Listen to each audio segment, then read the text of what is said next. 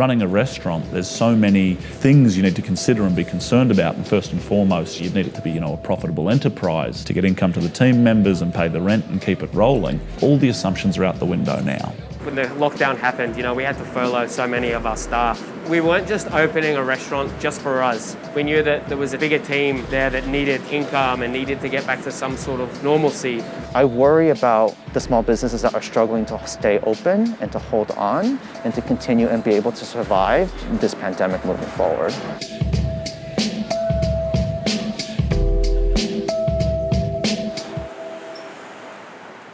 Tyger is a brand new East Asian restaurant at the border of Soho and Chinatown in New York City. We just opened in middle September, so smack bang in the centre of the COVID mess here in New York. Jeff and I started working together about a decade ago.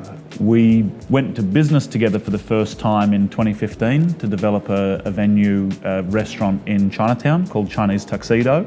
But probably 2018, we had a concept for a Southeast Asian restaurant, The Tyger. This, we wanted it to really take its cues from the marriage of kind of the New York City diner dynamism, everything from the hawker markets of East Asia and the like. We took possession of this space on the 1st of November 2019, so about 4 months before the shutdown. Prior to the shutdown, we had a pretty clear identity in our mind and a nature of the restaurant that we wanted the Tyger to be. We put our heart and soul into it. We drink about it every day, what the venue gonna looks like. We are almost more than halfway down construction. We go into the details and everything, and then suddenly COVID shut down our construction. The entire project had to be reconceived. Where's this one go? We always knew that we were going to open the venue. Departing the project was not on the table. It wasn't an option available to us. A couple of reasons. One, we're small business operators, we couldn't really afford to, but also we were so committed and invested in this project. And then it became a bit of a race against time.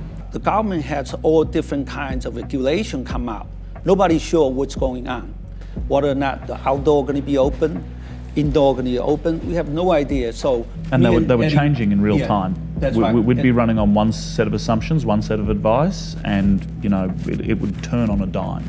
Indoor dining presently, there isn't really a sustainable roadmap running just indoor dining based on the 25% capacity limitation with no advice relating to an extension on that. And so we knew Chinese Tuxedo was just an indefinite closure. Our two primary concerns are one, that we keep the businesses afloat. Nobody's expecting to make any money this year or next.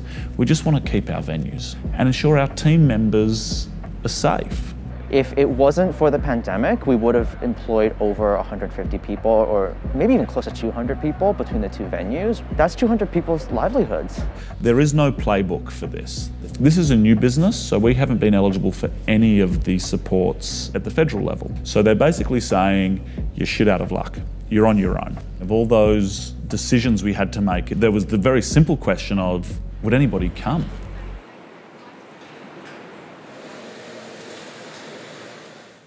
My name's Paul Donnelly. I'm the executive chef of The Tyger and Chinese Tuxedo. I'm gonna make a non-pan fried chicken. So it's kind of like our interpretation of fried chicken, putting a little bit of an Asian flair on it. I'm a huge fan of fried chicken, who is not? Would you say so, Daniel? The fried chicken's overtakes the whole kitchen, doesn't it? By far, #1 seller. Sometimes we get to the stage on a Friday or a Saturday night, and Daniel will be on the pass, and the team will be over here and be like, they'll be saying, Chef, how many fried chickens? And it's like 1, 7, 13. Guys, we've got 19 fried chickens on order. We ended up having this fantastic product, super juicy, marinated in buttermilk, lots of herbs and spices, and we serve it with the most beautiful, light and refreshing lime and white pepper dressing, which is kind of inspired by Cambodian style fried chicken. Opening a restaurant in any climate, whether there's a medical pandemic or it's always going to be a challenge. But, we knew what we had to do, and we knew that there was a bigger team there that needed income, and also from our suppliers, without a restaurant, what's the butcher going to do? And then what's the farmer going to do, And you could talk about it throughout the whole of a business. And it still is a challenging time. It's the positive attitudes from the team every day, front of house, back of house, keep each other going. we can't take our foot off the gas. There's a lot of places out there that are closing down, and we don't want that to be us. I see all the kitchen teams every day wearing a mask, even doing the cookings and everything. It's so tough for them, you know, because in the kitchen, you cooking is so hot, you still wearing a mask. I'll just kick off to get us started with a couple of notes. And remember, our dining room includes the crosswalk, the gutters, the corner, right the way around, guys, because if it's trash in the gutter, it ends up at our table side a few minutes later. Everybody looks fantastic tonight. Let's be really thoughtful about personal and venue presentation. We had one huge advantage you typically don't have opening a new venue, which was almost our entire opening team we'd worked with at Chinese Tuxedo. They understand the culture, they understand our service style, making the hard decisions, and to stay open and to open the restaurant, especially a new restaurant in a pandemic. Some of it was also for them as well. If there's something we can do to continue to have a job so that, you know, they can keep on living and have this positive environment to go to at work, it means everything. I actually look forward to coming into work, genuinely. Like, the team are really close. So I think it's definitely harder to give as good a service now than before, because sometimes it looks a little bit like you're lacking, pouring the water for people. Now we just pop the water down on the table and people will pour it themselves. I know a lot of guests that come back here, all our regulars, and it's really hard not to go in I'm very friendly and going in for a big hug and, you know, all those things that you used to do, I think has been a really tough kind of transition. It's going to be freezing tonight.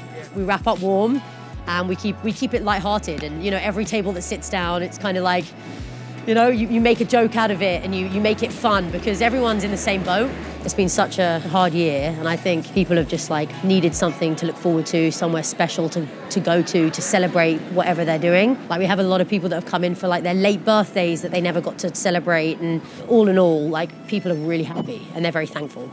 The most rewarding part of this job is honestly just like being a part of a restaurant that has opened mid-pandemic.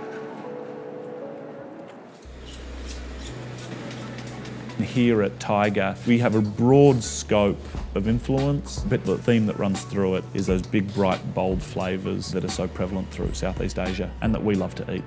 Yep. This is the slow-cooked short rib curry. So it's a red curry, lots of herbs and spices in there. The short rib in there is kind of like the hero of the dish. So we actually cooked that overnight.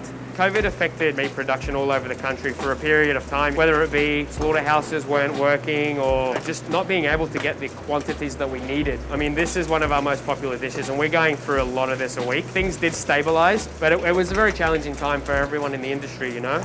We've got these as the potato buns. So they're kind of like that, you know, that pull apart style, very soft, fluffy in the center, perfect for a curry.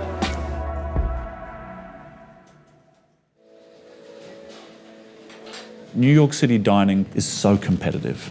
There are so many exceptional restaurants, which means when you're opening a new venue, it's easy to get like intimidated, or the detail that you feel you need to execute. In truth, in some ways, we weren't ready. We got custom crockery made in Australia. They sent the crockery out. Customs on the West Coast was a basket case like everything else in this country, and so our plates were stuck in customs for an extra 60 days. So we opened without our plateware. We shipped plates over from Chinese Tuxedo, and how do we make that experience special? So it meant getting more outdoor furniture and making it nicely finished. All this stuff costs money as well, and so every decision was a difficult judgment. You might notice we don't have all our art up on the walls yet because we spent the art budget on the outdoor pods. We didn't have the finishing touches, but it didn't matter.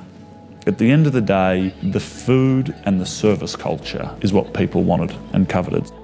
Just like my dad told me, because he went through the World War II. We have a grocery store. My dad and my grandfather had to rebuild that. They destroyed by the World War II 2 times. They rebuilt the life back to normal again and again. We're going to go through it. Then we're going to be stronger in our business and stronger. Everybody will be back to the normal life. You have to keep positive and more so flexibility that anything that you do. And a couple of times we've just had to laugh. Right. There's a few things where you just go, yeah, what next? And if you don't laugh, you'd cry. Yeah. And so laugh.